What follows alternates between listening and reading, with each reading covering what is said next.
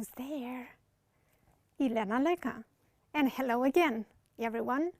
I teach English in George Coșbuc Bilingual National College, but I also have these classes on Monday. So remember to join me every Monday. And I'm also joined by two other guests. Today we have Ayan and Patricia once more. Hi. Hi. Lovely to have you over again. Revision is very important, and that's why I'm advising you, people at home, to watch and re-watch on YouTube the videos of these lessons. You will get the most benefits of learning English this way. So, here's a reminder of what we did last week. We talked about state verbs, and if you remember, we said state verbs are those verbs which refer to permanent states rather than actions. And that's why they're not normally used in the continuous form. Briefly, I'm going to remind you what these verbs are. For instance, verbs of thinking, or verbs of attitude, or verbs of perception, verbs of appearance, verbs of possession, and some other verbs that are not part of a certain category. Some of them, however, can be used in the continuous form, and when that happens, they change their meaning. They become action verbs.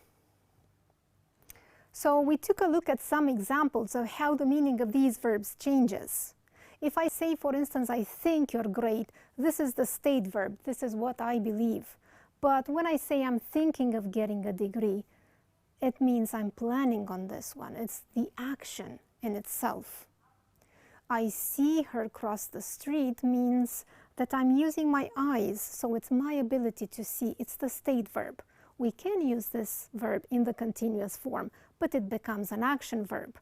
I'm seeing my dentist tomorrow was an example.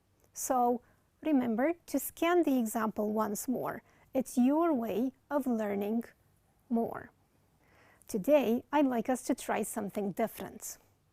We're going to develop our listening skills. There will be two students talking about their school. For the sake of the exercise, they will be called Student A and Student B. They're not given names. There are two sentences that refer to Student A only, and there are two sentences for Student B, while the last sentence refers to both of them.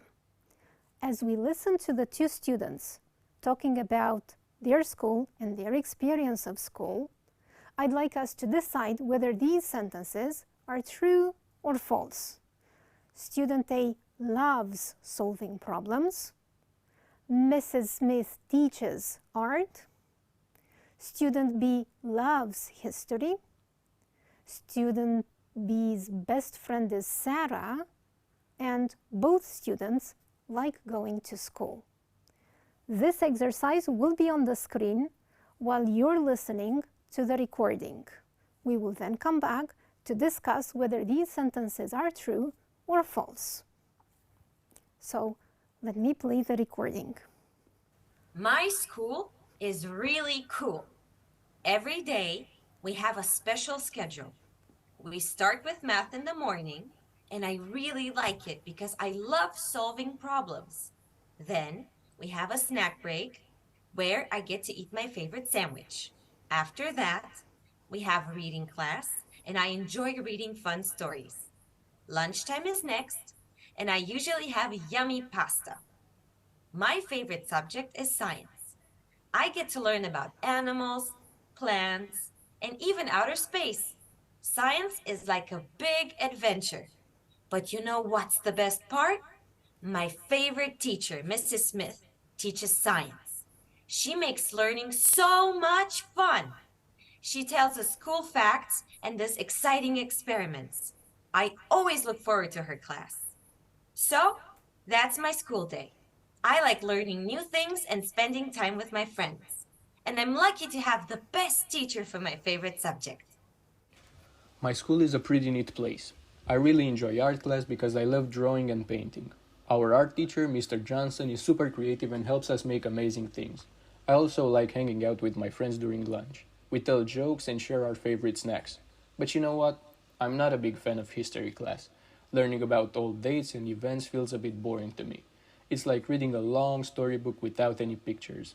But I still do my best and try to listen to the teacher. My classmates are really cool too. We work together on projects and help each other with homework. My best friend Sarah is in my class and we always sit together. We laugh a lot and sometimes even have silly contests during recess. All in all, even though there's a subject I'm not crazy about, I still like going to school because of the fun things I get to do and the awesome friends I have. So the first two sentences refer to student A. Student A was this very energetic, excited girl.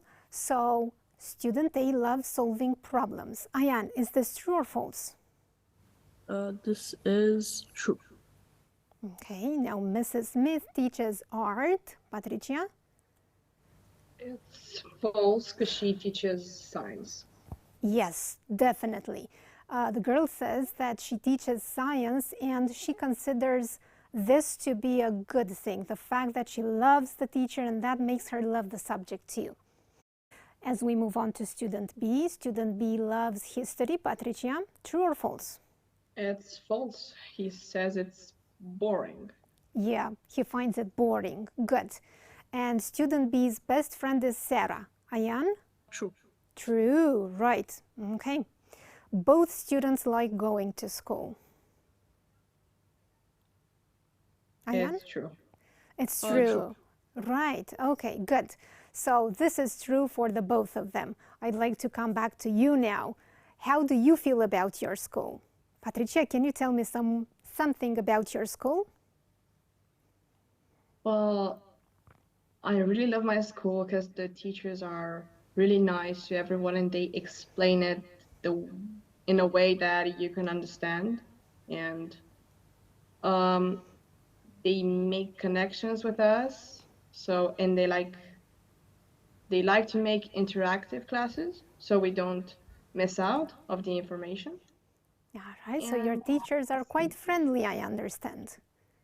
Yes. Yes. And they're also really into making group projects, which really help us a lot to like gain more, I would say kind of get used to the teamwork that you will have in the future. So it's like a really good thing that they are interactive and they make group projects. Great. Okay, well done. Ayan, how about you? What can you tell me about your school? My school, I think it's great. Yes, some teachers are pretty tough with the rest of the class, but I guess that gives us a little bit more morale and helps us kind of always work because if not, then our teachers will get very mad. But yeah, the rest is pretty good. Our teachers make us do great projects. The way that they explain every lesson, I think they are doing a very good job, a great job even. And yeah, it's kind of it. You're both very lucky to have such friendly teachers. Ayan, do you have a favorite teacher? Yes, I think my social education teacher. She makes us do the best projects and she's the most friendly out of all. Mm-hmm. All right, good. Now we'll get back to student A and student B. And on a second listening, I'd like you to pay attention to the 5 topics you have listed here. Favorite subject, a subject I dislike, favorite teacher, best friend, and having lunch at school. As we listen to the same 2 students again, I would like you to tick which of the subjects each of the student mentions. Maybe at one point both students mention the same subject. So you'll get to tick the same column for both of them. So once more, I'm going to play the recording. My school is really cool. Every day we have a special schedule. We start with math in the morning, and I really like it because I love solving problems. Then we have a snack break where I get to eat my favorite sandwich. After that, we have reading class, and I enjoy reading fun stories. Lunchtime is next, and I usually have yummy pasta. My favorite subject is science. I get to learn about animals, plants, and even outer space. Science is like a big adventure. But you know what's the best part? My favorite teacher, Mrs. Smith, teaches science. She makes learning so much fun. She tells us cool facts and does exciting experiments. I always look forward to her class. So, that's my school day. I like learning new things and spending time with my friends. And I'm lucky to have the best teacher for my favorite subject. My school is a pretty neat place. I really enjoy art class because I love drawing and painting. Our art teacher, Mr. Johnson, is super creative and helps us make amazing things. I also like hanging out with my friends during lunch. We tell jokes and share our favorite snacks. But you know what? I'm not a big fan of history class. Learning about old dates and events feels a bit boring to me.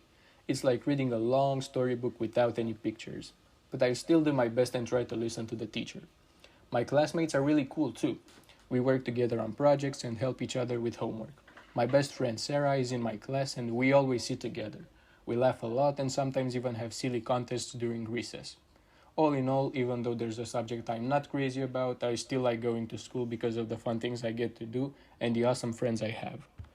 Ayan, can you please tell me which of these 5 student A has mentioned? Student A's favorite subject is science. Okay, what else does student A mention? I don't think student A mentions a subject she does not like. You're right. Her favorite teacher is Mrs. Smith, the science teacher. She does not mention a best friend. Pretty sure. Yeah. But does she say anything about having lunch at school? I think she likes it because she said she loves having yummy pasta. All right, good.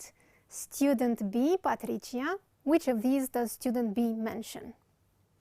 He mentioned a subject that he dislikes, which is history, his best friend, and having lunch at school with his friends. All right, all right. Okay. So this is the point that the both of them mention, right? Yes. Okay. So what we've just done is to practice listening skills. I'd like us to take a look at some instructions given by teachers in class and guess what the subject is. We'll start with Patricia. Will you please read this text and tell me which teacher is likely to say that in class? Good day, everyone. Today we're embarking on a virtual journey around the world. Take out your maps and pencils. Our focus will be on continents and their major landmarks. I want you to mark the locations of famous mountains, rivers, and oceans. Feel free to use different colors to distinguish them. Ready? I think it's probably the geography teacher.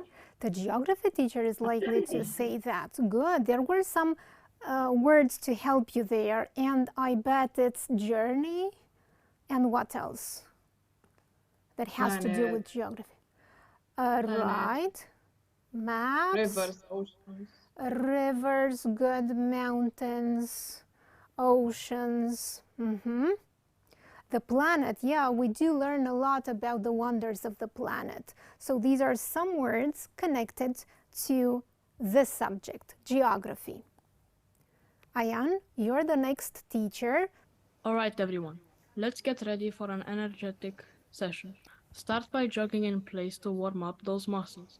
When I blow the whistle, we'll transition to some dynamic stretches, arm circles, leg swings, and trunk rotations.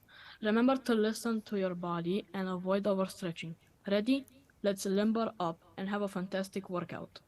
So you're in class, Patricia. It sounds like a PE teacher.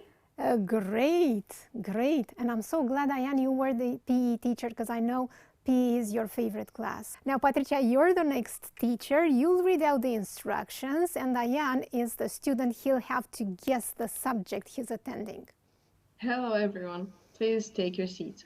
Today we're diving into a new world. I've handed out copies of a classic novel. Read the assigned chapters and pay close attention to the themes and character development. We'll have lively discussion afterward, so be prepared to share your insights. Lively I discussion. think it is literature class. And you are so right. And some keywords that are related to literature and reading would be Novel, good. read, Of course. chapters, Chapters, good. and character development. Of course, right. So a novel is divided into chapters. There are characters involved in a plot. There are themes as well. Okay, Ayan, you're the teacher now. Welcome, young artists. Grab your sketchbooks and pencils. Today we are going to focus on capturing the play of light and shadow. Find an interesting object to draw. It could be a fruit, a vase, or even a fellow student. Pay attention to the contrast and shading. Let your creativity shine. And Patricia, you know for sure that you are in which class? In art class. In the art class, right. When the teacher mentions sketchbooks, pencils, light and shadow. Draw. Draw, of course, the verb to draw. And contrast as well as shading. Creativity. Yeah. And creativity is also a key word, yeah. So you know for sure that you're in the art class. And let's move on. We're still discussing subjects, but I would like you to think of your experience of having gone through nursery, primary, secondary school. Of course, you're not there yet. University is still in store for you. Nursery is when people, of course, it depends on the various educational systems around the world, but it's some kind of preschool. We're 3, 4, 5 when we go to nursery. Tell me, when is the first time when students start studying these subjects? I think in nursery you start with maybe art, music. Ayan, how about the primary? Which of these subjects do we start in primary for the first time? Maths, definitely. Biology, drama, geography, literature, and a second language. Yes, we're in 3rd grade when we start a second language. And when we move on to secondary, there's a wider choice, of course, which includes chemistry, history, of course, which you've mentioned already, maths, PE, biology. If you're lucky enough to have some sort of optional course, maybe drama, geography for sure, art, music, physics, maybe some sort of computer science, I'm not quite sure, something related to computers anyhow, okay, literature, just as you've mentioned, and the second language. But which of these are studied at university, Patricia? I would say psychology, law, genetic engineering, media studies, medicine, philosophy, and astronomy. And astronomy, so more applied things. Of course, just a side note here, psychology and philosophy are taught in high school as well. Psychology is taught in 10th grade, whereas philosophy in 12th grade, but you're 9th grade, so not there yet, of course. If you're at home, remember, you can do this at your own pace and then turn to the answers later. And to wrap it all up, I'd like us to consider this list, which provides some ways in which students can develop study skills. We need to study, be that for a test or maybe because we're preparing a project. Studying is very much part of a student's life. Whenever we're faced with such situations like taking a test, maybe, there are things that we need to take into account. For instance, when the test is going to happen. So, the time we need to, we have allocated for the studying of that test. Or maybe we need to look at the materials that we need to go through and try to organize them in a certain way. Of course, whenever we study for a test, work for a project, together with other people too, we need to set some goals, so something that we are able to do, because that will give us the sense of, progressing through the task. We can also apply active learning techniques, or, note-taking, chunking information. A chunk means a small piece, so chunking information means, instead of dealing with a whole lot of information, trying to organize it into smaller bundles. Regular review sessions, so just as I mentioned earlier, repetition is what helps us achieve success, even when it comes to learning a language.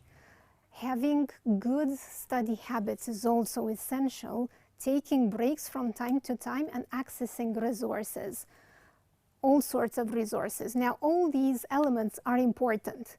I'd like you to scan the list and tell me, in your own opinion, which one is the most important and which one is the least important. I think the most important action is active learning techniques, because not only you read something out loud, you see and you memorize the movements, so it's easier for me at least. And what would you say is the least important? The least important, I'll probably say chunking information, because you rarely memorize anything from that. Even if it's short, you have to make longer sentences in your head while you're taking a test, let's say. So that's problematic. Right. Thank you. Now, Ayan, which is top of your list? Well, all of them are important, but if I had to choose one for the top one spot, it would be organizing study material. Because if you want to study, you gotta organize yourself to actually know what you're learning and see the notes. All right. And at the bottom of the list, in your opinion, is? I think I'll go with Patricia, chunking information. Chunking because information. you indeed don't remember that much from chunking information. I see. Well done. Thank you so much for joining me again today. It was lovely having you around. Bye, Ayan. Bye, Patricia. Hope to see you soon again. Bye. Bye. As for everyone watching us at home, thank you once more for joining me. And I'll see you next Monday for one more class. Goodbye.